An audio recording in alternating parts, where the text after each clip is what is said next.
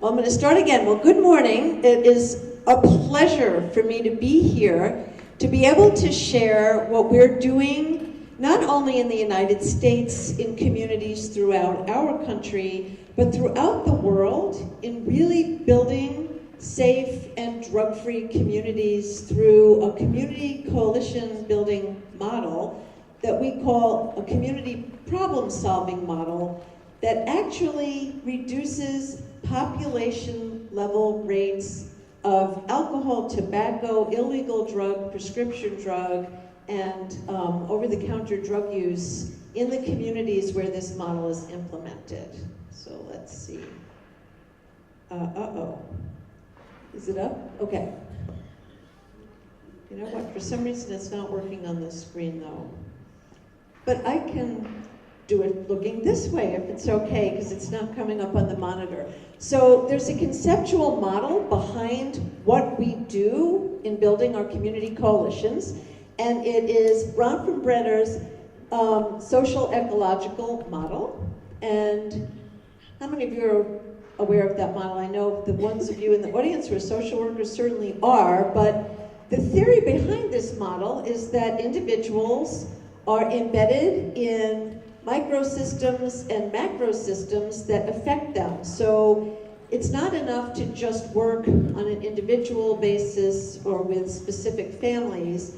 All individuals and families are influenced by what happens in the school environment, the community environment, and the social environment and the national environment. So the policies that you have, whether you're actually enforcing the law, what the laws are on the books, what the social norms in a community are, all of those factors interact to actually have very large effects on individuals and families. So in our model, we not only work to ensure that individuals get the programs and services they need, but that the systems around the individuals will encourage drug-free behavior by how that is all working together. So everything impacts individuals, and then individuals actually change their behavior because of the social structures around them that will enhance that behavior. So what is a coalition? Everybody uses the word coalition these days. You have coalitions for everything, international, national. But we have a specific type of community coalition, and basically it's a formal arrangement for collaboration and working together between groups and what we call sectors of a community, where each one retains their identity, but they all work together towards a common goal based on a common plan, where everybody understands that they have a part of the solution and they have a very big part to play in keeping kids safe and drug-free.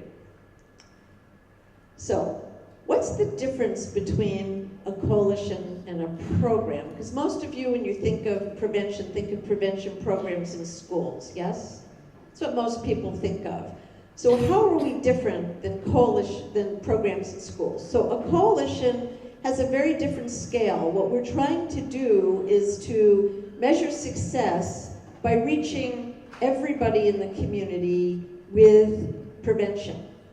A program would measure change with the individuals who are touched by the program. A coalition is measured by whether you can change population rates of drug use.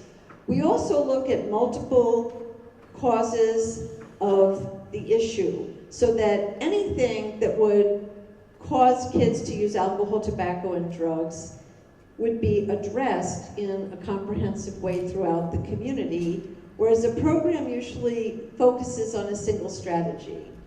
Parenting classes, giving kids the skills they need to remain drug-free. And coalitions, everybody involved in the coalition has a role in implementing their part of a comprehensive plan. And in a program, there are staff who actually work with the people who are getting the intervention.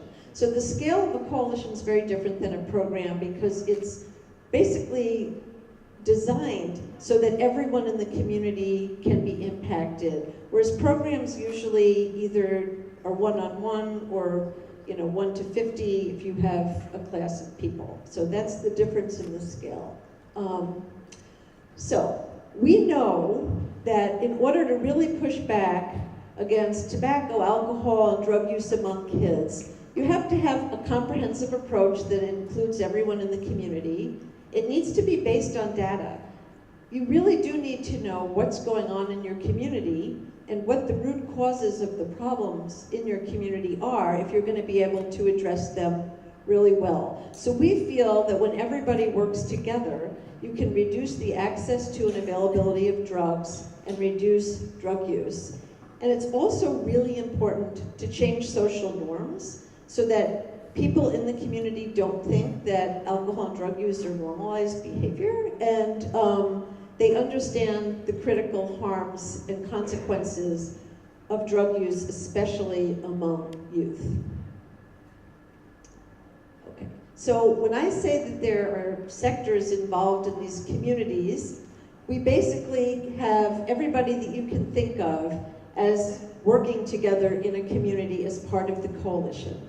So youth are really important to have a real role in the coalition. So youth are not, we don't look at them as people that we're doing programs for or acting on. Youth are actively involved participants because it's really important to hear what they think the issues are and what it is they think some of the solutions would be.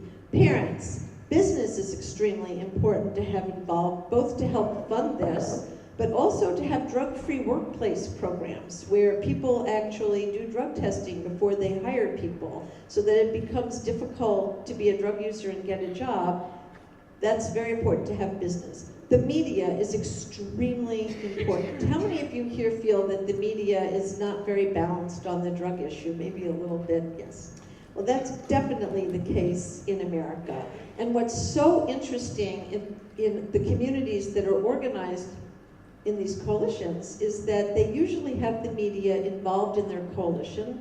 So at least the media is aware of our side of the issue about what we think the issues are, what the solutions are. And so the reporting is somewhat more fair and balanced when you have the media at the table with everyone else in the community.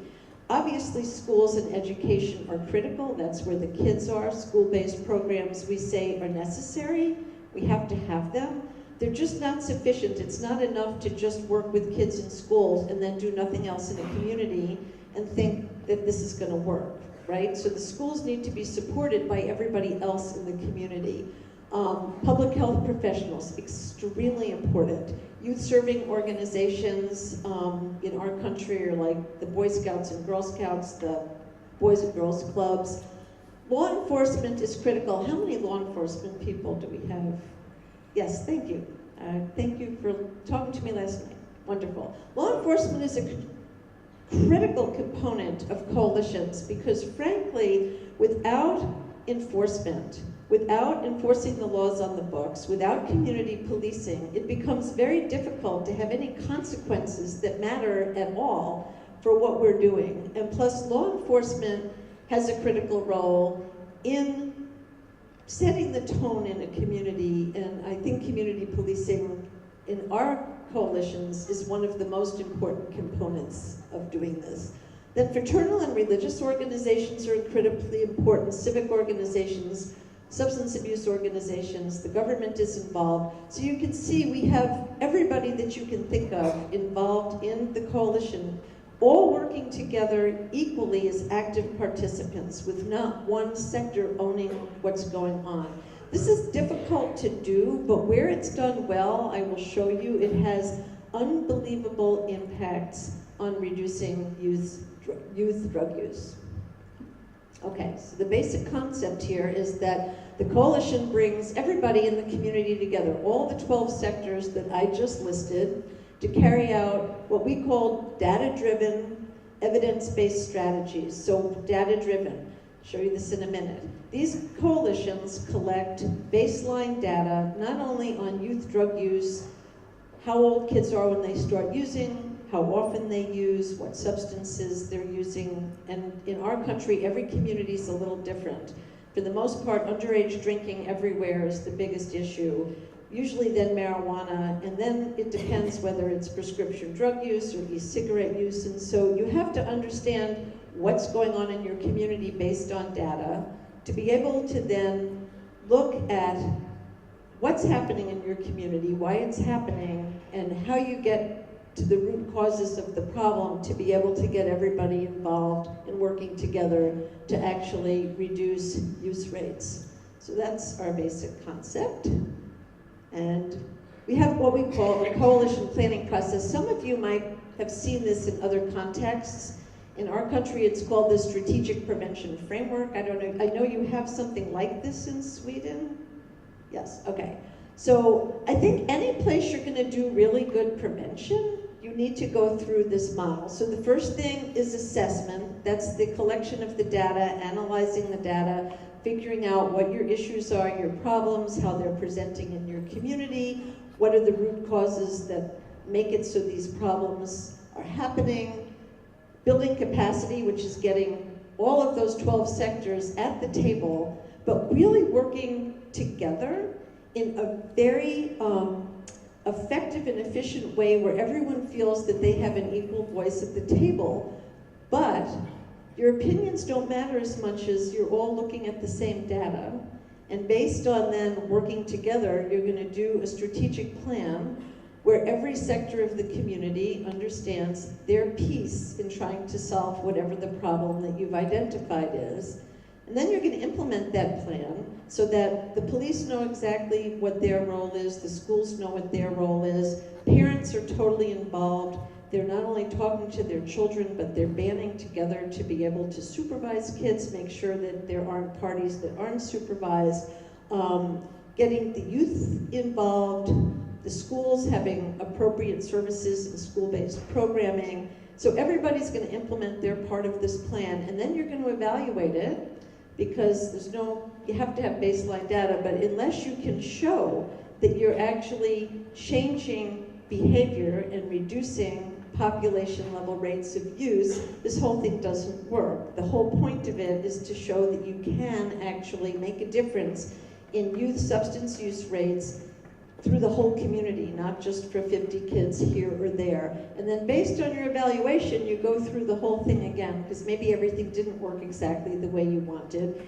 And then if things are working, maybe there are other issues that are coming up that you now need to deal with. So people go through this process and continue to go through the process, and it's one of the bases of why what this does work. In CADCA, the group that I work with, teaches people exactly how to do all of these, and there are actually products associated with each one so that the community can see in writing and share with everybody what the issues are, how they're gonna, what the strategic plan looks like, what the implementation plan looks like, and everybody understands it and there's buy-in for everybody. So coalitions drive community level change by basically identifying the defined community that they want to work in. This is interesting. Every community is self-defined. Sometimes it can be, in our country, a high school catchment area, all the kids who go to high school in a certain place. It can be a city, it can be a county. In a place like New York City, which is gigantic, it can be 5 blocks in the Bronx, can be a self-selected community. You just have to make sure that you have all of the 12 sectors available to work together in whatever area you pick. Then you have to engage everybody in the community in this process or it doesn't work. You want the people and the kids to feel that they're a part of the process, not that people are coming up with policies and practices and dumping them or implementing them without their help. Everybody needs to be on board and working together. Okay, then you need to address the conditions or the settings within the community, and I'm going to give you an underage drinking example here that I think makes a lot of sense. If you know that underage drinking is a really big problem in your community, it's not enough to just say, here are the rates of underage drinking. We teach people then to look, how does that problem present in this community? How are kids getting alcohol? So if they're getting it from friends and family, then you need strategies that would be implemented to reduce the access and availability to you through friends and family, which are a set of strategies like dealing with parents to explain that they need to monitor their kids, monitor where their alcohol is going.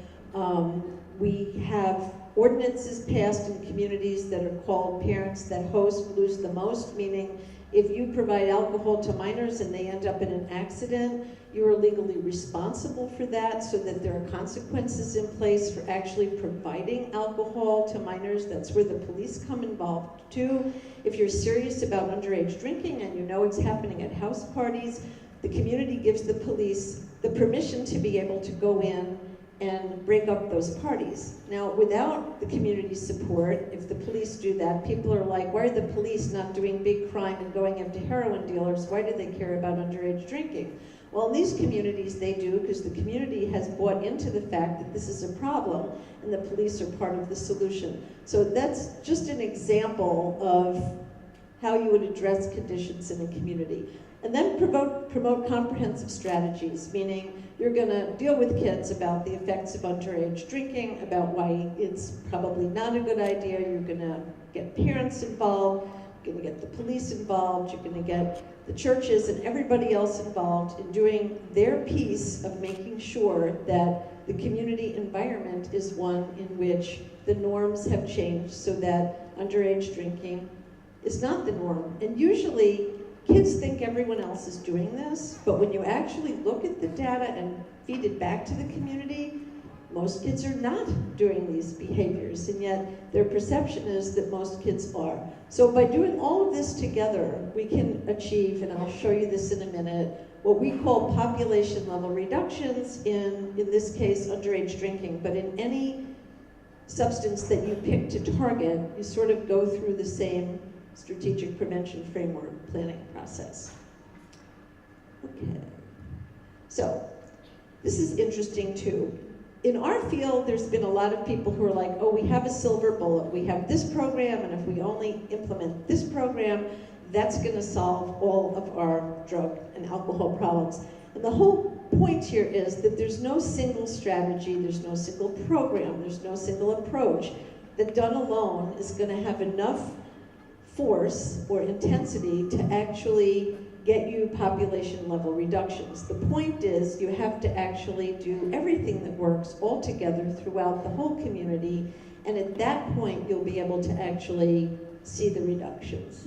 So this community coalition model in the United States has been taken to scale through a federal program that's called the Drug-Free Communities Program, and it's a program that I had a very big hand in writing the law for. And so it's a national program of federal grants, actually to communities, to give them the money to do the work, to bring everybody together, to do that strategic prevention framework, and to actually have enough money to implement the strategies that the community comes up with, and then to evaluate whether it's worked.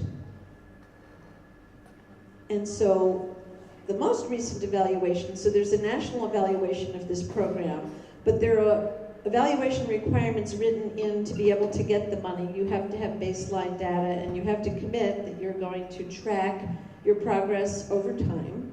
And so over the lifetime of this Drug-Free Communities program, the youth living in the program have much lower drug use rates, underage drinking and drug use rates, and tobacco rates that are much lower than national averages.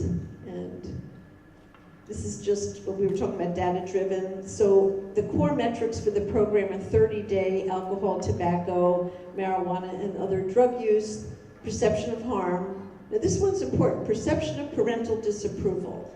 A lot of people think that parents don't matter, it's only peers that matter, but what we found is if kids know their parents actually disapprove of their alcohol or drug use, they're much less likely to use. So one of the metrics here is perception of parental disapproval, because in a community where the parental disapproval of drug use goes up, we've actually seen drug use go down. And then the perception of peer disapproval, it actually matters whether or not you think your peers think it's socially acceptable to use. And this is for junior high school and high school age students, so it's basically 12 to 17. But these coalitions also look at emergency room data related to alcohol, tobacco, and drug drug issues, treatment admissions data, especially for kids, poison control data, arrest data, vehicular car accident data, suspensions and expulsions from school related to alcohol, tobacco, and drugs, and high school graduation rates. So when we say data-driven, these coalitions are looking at all of these metrics to figure out what's going on.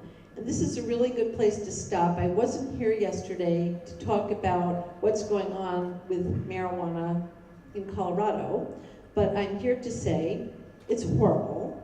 And part of the reason it's horrible is that we know in prevention what we're trying to do is reduce the access and availability of marijuana or any drug, make sure that the law's enforced about what's going on, that there are consequences, and we look at all of this data and work together. And what we're seeing in Colorado is there's more access and availability of marijuana.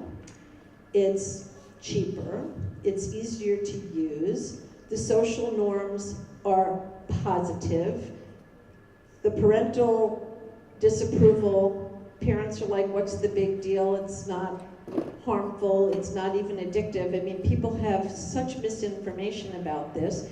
Kids are thinking it's medicine. And so when we look at the data, we're seeing in Colorado, every single age group's use has gone up exponentially, and Colorado now has the highest marijuana usage rates for every single age group. 12 to 17, highest in the country. 18 to 25, highest in the United States. 25 and older, highest in the United States. So the usage rates have definitely gone up in Colorado. The perception of parental disapproval is down.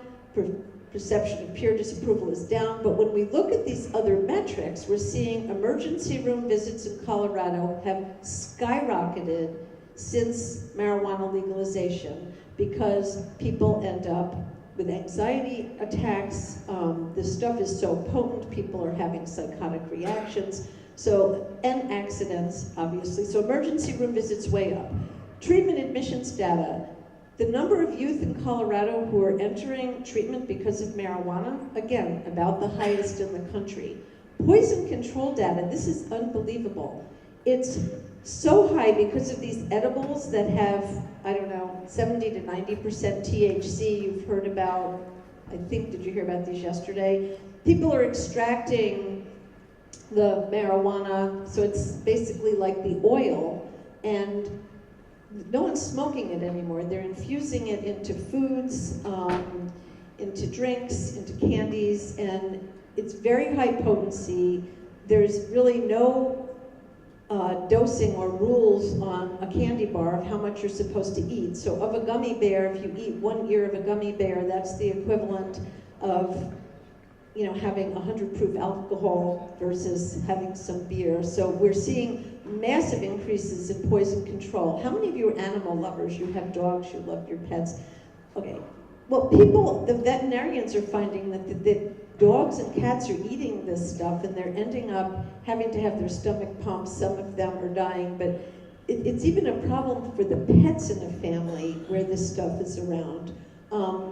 Arrest data, interestingly, the people who are pushing for legalization are claiming crime is down. We know that, in fact, we can't correlate it exactly to marijuana legalization, but every category of crime, especially property crimes, are way up in Colorado. People who are dying in car accidents because of marijuana, that's way up.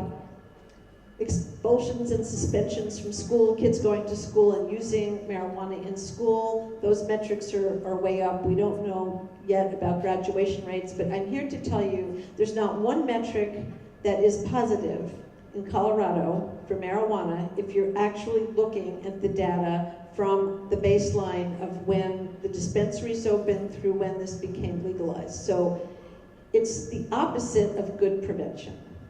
I just wanted to get that plug in you have to tell me when my time is up, but I think it's very important to understand our newspapers are not reporting the truth about what's happening in Colorado, and I was hoping to come yesterday and spend a half an hour going through all this, but my PowerPoint from yesterday is here, and you can see what's going on, and it's not a pretty picture, and it's really disturbing.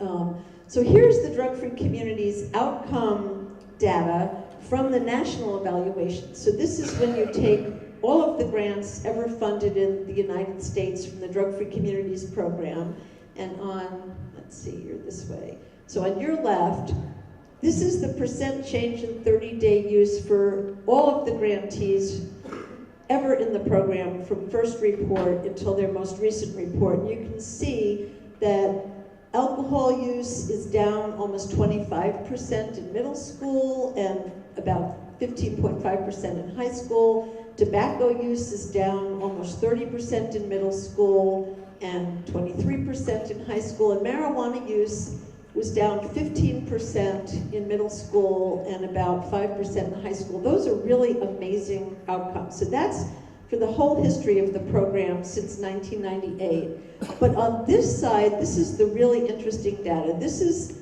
from the cohort that was funded in 2013. So these are 5-year grants. So these are people who would have been funded from 2009 through 2013. And you can see for alcohol and tobacco, the same sort of reductions. But what's amazing is, and it's the blue and the black line going down, from 2009 to 2013, marijuana use went down by 13.5% in middle school and about 4.4% in high school.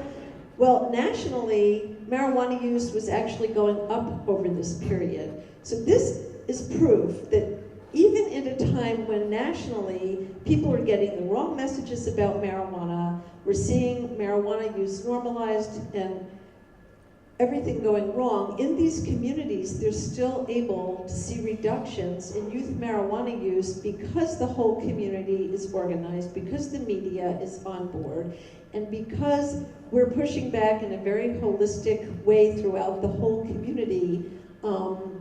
And it'll be interesting to see if this can continue the more and more the debate shifts and the less bandwidth we have. But the other amazing thing for our country is we're having, and most of you know this, a horrible crisis with opioids, right? People are overdosing on opioids like Percocet and OxyContin, and then they're moving a lot of people to heroin because it's cheaper than buying prescription narcotics. So in this same cohort here, it was the first time that they had looked at prescription drug use among youth, and the light blue striped line shows you that in middle school, prescription drug use in these communities went down 21.4%, and in high school it went down 14.5%. Now I want to say what's really interesting here. For the same period, 2009 to 2013, for high schools, nationally, prescription drug use went from 7.1% to 7%. It was a 0.1% change. In these communities, prescription drug use went down 14.5%. So we're obviously doing something right when we bring everybody in the community together to look at exactly what the issues are, how they're presenting in your community, and having everybody work together to make sure that we're reducing access, availability, enforcing consequences, getting everybody involved, including the media. Okay, so what we do in addition to the strategic prevention framework is that we say, and I just said this, no one strategy alone can work. So what CADCA does is we teach people how to, for any problem you identify, whether it's underage drinking or marijuana, we teach people to, when they're doing their implementation plan, pick something from each of these 7 strategies to fight against the problem. So I'm gonna explain what I'm talking about. Providing information is very important, but does anyone think just providing information to people changes their behavior? No. So doing that alone is probably not going to get you anywhere. Again, building skills, peer refusal skills, teaching kids to get involved in pro-social activities like the kids from last night, incredibly important. Again, does that alone enough and have enough power to change behavior? No. So what we do is we say, for anything that you're going to do, and right now prescription drug use is the big thing in our country, you need to pick strategies in every single one of these 7 categories. The first 3, providing information, building skills, and providing social support, we call individually focused. They're extremely important, but they're not enough to change population level rates of use. Change barriers in access. What does that mean? You want to make it harder for kids to access alcohol and drugs. And so you want as many barriers as possible in place, but you want to actually also increase access to pro-social positive things. Change consequences. Is law enforcement important? Absolutely, but also incentives. So for people who are doing the right thing, stores that are not selling alcohol to minors, they need to be recognized. In our country, it turns out that most kids get their first opioid prescriptions from dentists. So we need, in our country, to train dentists and work with them to change their prescribing practices, and when they're doing that, they're getting awards and being written up in the newspapers. So those are the types of incentives that you can give people who are sometimes not even aware that they're part of the problem, and it's why it's so interesting and important to figure out how kids are accessing all of this so that you can work with the people who are willing to change their prescribing practices or to make sure they're not selling to underage kids alcohol. Alter the physical design of the environment. How many of you have parks here that aren't lit that end up having problems at night? Anybody? That might not be a problem in Sweden. So it's not a culturally relevant example. But in our country, we know if we put lights up in a park and we get some police to do community policing in that area, it probably won't be a drug using and selling location anymore. So we can actually change the physical environment of a community. For prescription drugs, we can change the physical environment by having people lock up their meds so that your medicine cabinet isn't open with all kinds of medicines that your kids or your grandchildren have access to, so that this is an important part of what we do. And then the last one, which obviously in the social ecological model is at the very outer rims, is changing policies, laws, procedures, so that we actually have laws on the books to ensure that in our country 21 is the drinking age, to do the parents that host lose the most ordinances so that people really know serving alcohol, if something happens, you can actually get fined heavily or go to jail. So the purpose of going through this is to say, when a coalition does its planning and implementation for any issue, they have to actually pick strategies from every one of these categories, and they all work together holistically so that you do enough with enough power to be able to actually change the behavior of kids in the community. And this is too much to read, so I'm going to skip it. So what I'm going to move now to, I showed you our national results from the Drug-Free Communities program. Now I want to show you some of the local results and what these people were targeting, which substances, and what they exactly did to be able to get this kind of outcomes. This one's really interesting. In our country, Kentucky and West Virginia and what we call Appalachia are with the epicenter of the prescription drug heroin epidemic. Okay, these guys were seeing prescription drug misuse and abuse rates among youth that were 5 times higher than national averages. So in Carter County, Kentucky, they knew that the prescription drug problem was their biggest problem. And for 10th graders, they were at 9% of 30-day use for prescription drugs. That literally is 3 times our national average. And for 12th graders, they were at 12%. These guys were able to reduce middle school drug use from 9% to 1%, and high school prescription drug use from 12% to 2%. So basically it was 88% or 89% reduction among 10th graders and an 83% reduction among 12th graders. Over just a short period of time. These are amazing outcomes. So how did they do this? Well, they partnered with law enforcement, which I said is one of our critical partners and sectors in this, to do take-back events where people actually go and drop off their unused or unwanted medications to get them out of their house.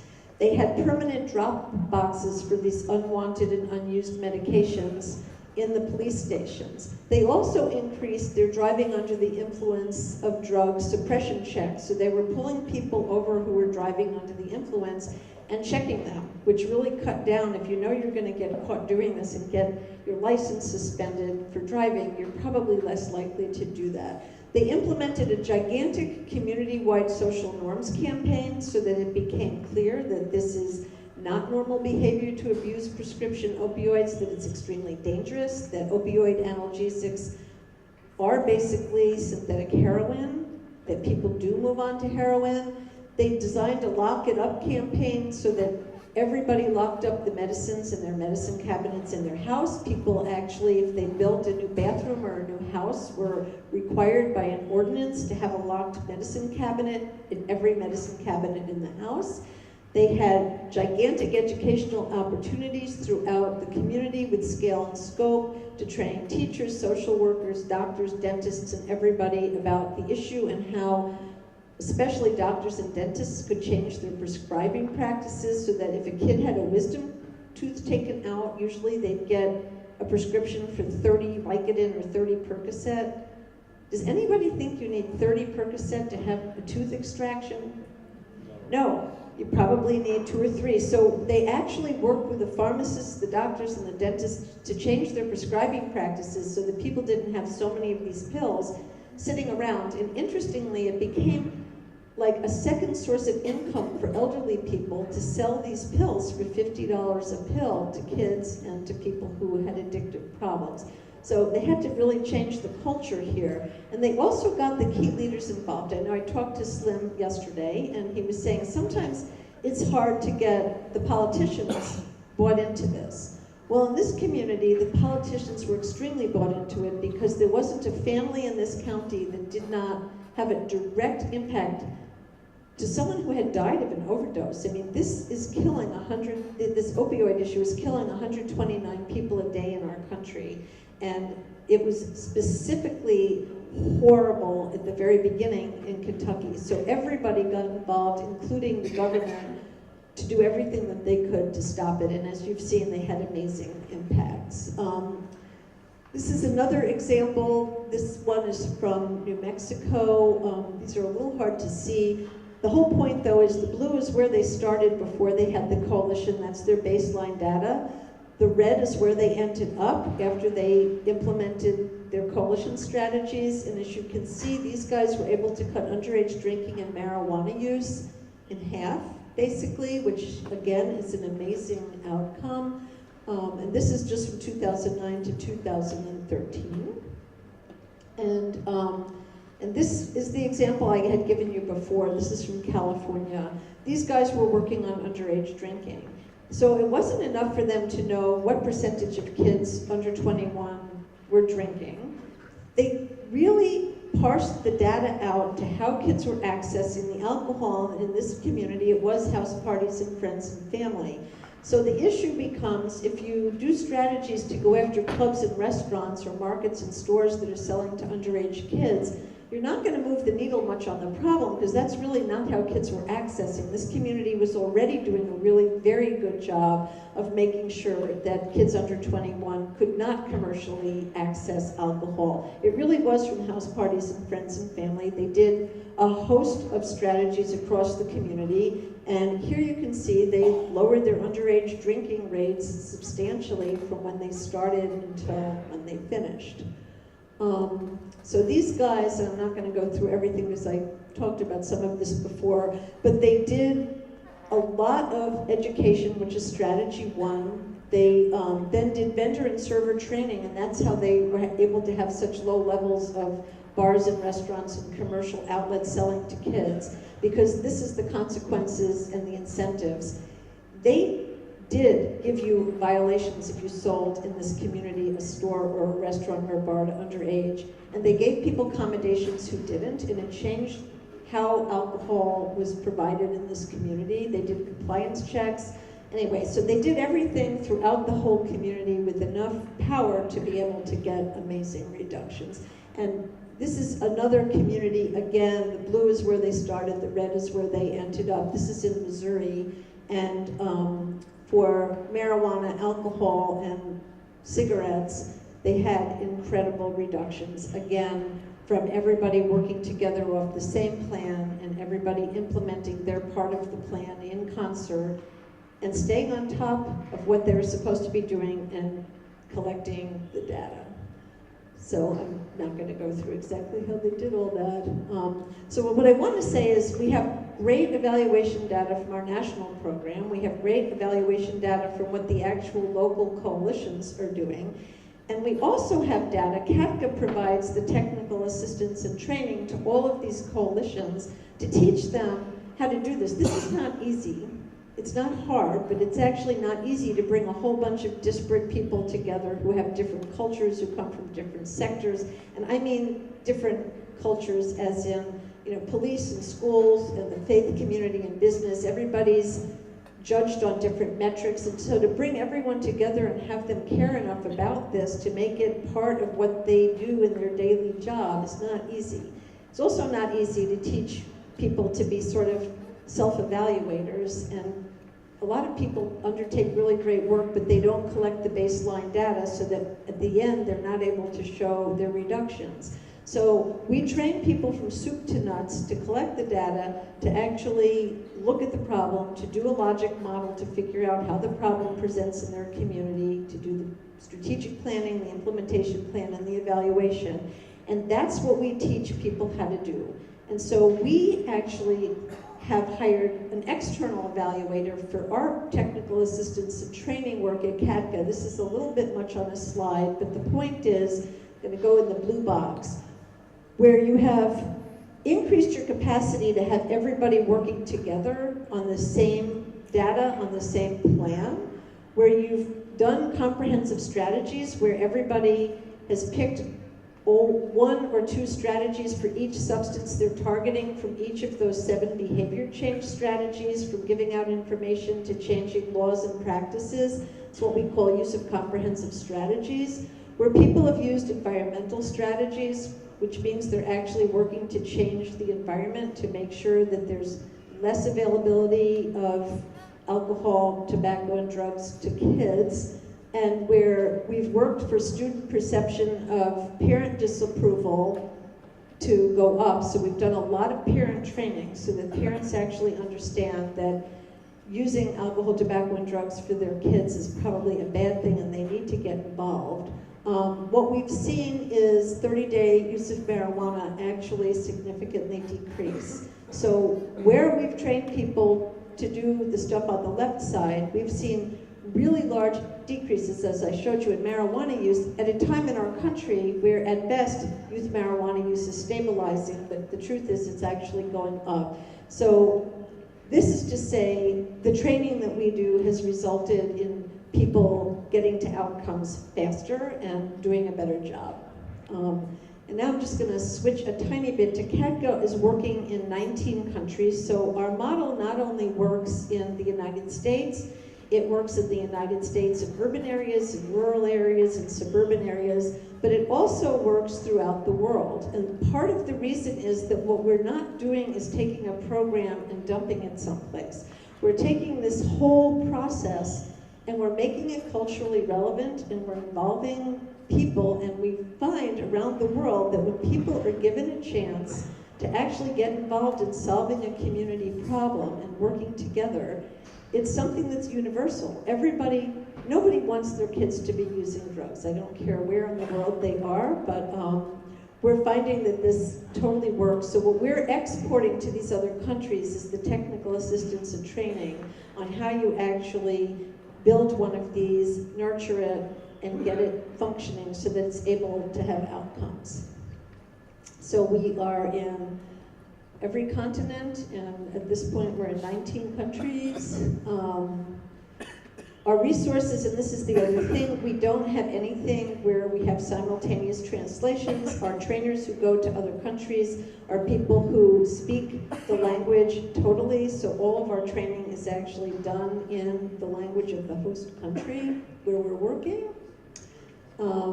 We do have consultative status in some my good friends from Sweden I have met because of working through the UN process. So anyway, thank you to everybody. You have the best people in Sweden representing you as an NGO community at the United Nations. And anyway, join me because, like, well, you have a lot of people, Eric and Per and Linda Nielsen, and I don't want to leave anyone out. But anyway, these guys are amazing. So.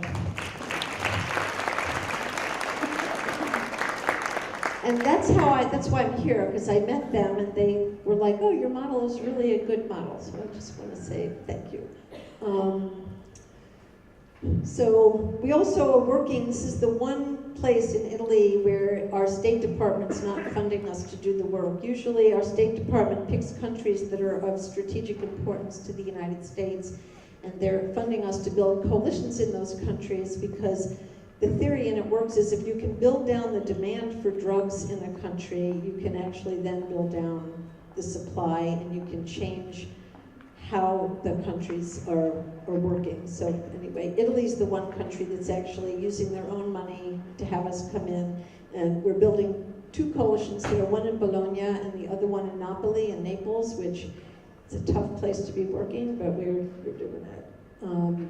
And this is just an example, and I know this is not a culturally relevant example because when I said how many of you have problems with your parks, nobody raised their hands. But this is in Mexico, where this park had been totally taken over by drug dealers and users. And the community couldn't use the park. They also didn't feel that they could go out after dark. It was totally unsafe and it was horrible. So the community coalition, working with police and the faith community and parents and youth and schools and civic organizations, took back the park, rebuilt the whole thing, rebuilt a swimming pool. So now not only could people come out after dark, they had someplace to go, something to do, and it became a centerpiece for the whole community to be able to enjoy. So how did they do that? Well, they partnered with local law enforcement to clean up the park and ensure it was safe. They implemented a multimedia strategy to close the open-air drug markets that were there. The local government and business gave them the materials and the money to be able to redo the park. Coalition members and the youth installed a lot of the perimeter fence, the lock. They have community members who are actually working with police on community policing, and they established policies for conduct in the park and hours of operation, and they actually enforced them so that the whole community ended up taking back their own self of safety and having a place where they could actually really function. This is results from Brazil, and this is sale of alcohol to minors in 3 cities. And the one city that we worked in is the last one, and as you can see, they have the lowest sales of alcohol to minors. Still very high, but a lot lower than in the other places where we didn't have coalitions. And I'm not going to go through that. And this is from our work in Peru. Now this is interesting too. There were horrible gang problems in Peru. It's one of the reasons our State Department wanted us to work there. And gangs and drugs tend to go together, right? One of the ways gangs make their money is by selling drugs. And I'm almost finished. This is perfect timing. So what they saw was when they worked on the drug problem, they reduced the gang problem, and they also reduced overall crime in the neighborhood they were working in. And I will skip this one, and I will end, because I have 5 minutes, to see if anyone has any questions about the model or what's going on in America with marijuana or whatever it is you'd like to ask. So does anybody have any questions? And I'll put my glasses on so I can see. Anybody? Kom igen nu. Ge världens chans.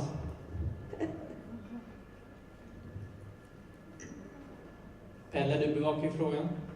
Har du en fråga? I would like to ask about Colorado. Have you been working in Colorado too with your program? It's a very good question. We do have some coalitions in Colorado. We are working there very closely with something called the High Intensity Drug Trafficking Area Program. So they are the law enforcement coalition that's not only working on seeing that there's not diversion to minors, but they're also the ones that are doing the data collection in Colorado from a baseline to be able to see on all these metrics what's happening. And I'm working very closely with the person that heads that program, and we're going around our country with what I would have presented yesterday, which is what's really happening in Colorado, to show other people the truth about what's going on, so that when they're voting in their states on these initiatives, they're voting understanding that this is really very problematical. This is not like a wonderful thing. And I'm sorry I didn't get to show those slides yesterday, but they are available. But thank you for asking. So we're using the example of Colorado as actually what not to do. And we're trying to keep other states from going there.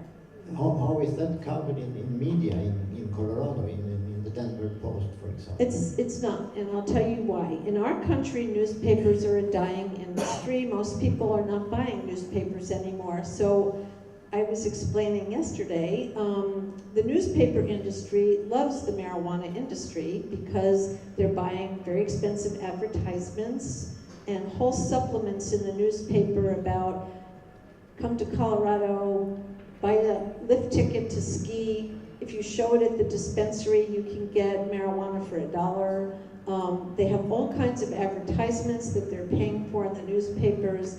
Do you have a section in your newspaper on wine connoisseurs, people that tell you what kind of wines to drink? Yes, we have that number. Now they have something called the cannabis. These are people like wine connoisseurs who are cannabis connoisseurs, and they write gigantic articles in the Denver Post and all of the newspapers telling people the best strains of marijuana, what gets you the most high, which dispensaries and selling locations have the best deals. It's a little bit crazy, but unfortunately the newspapers are pushing this because they see it as another source of revenue for them. So they're really not covering what we think should be covered, and that's why we are working very closely with our partners in Colorado to actually get the real science, the data, and the information out to other people. But thank you, that's a really great question.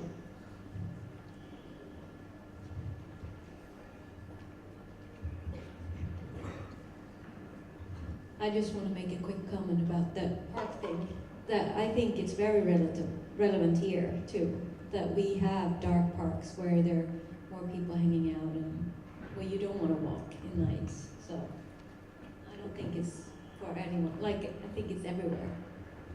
No, and thank you. And I know community policing is a gigantic part of cleaning up the parks, but it takes everybody. Police can't be there 24/7. So anybody else? If not, I hope that this was relevant to you, and thank you so much for the opportunity to be able to present. It was really an honor to be here, and I thank you very much.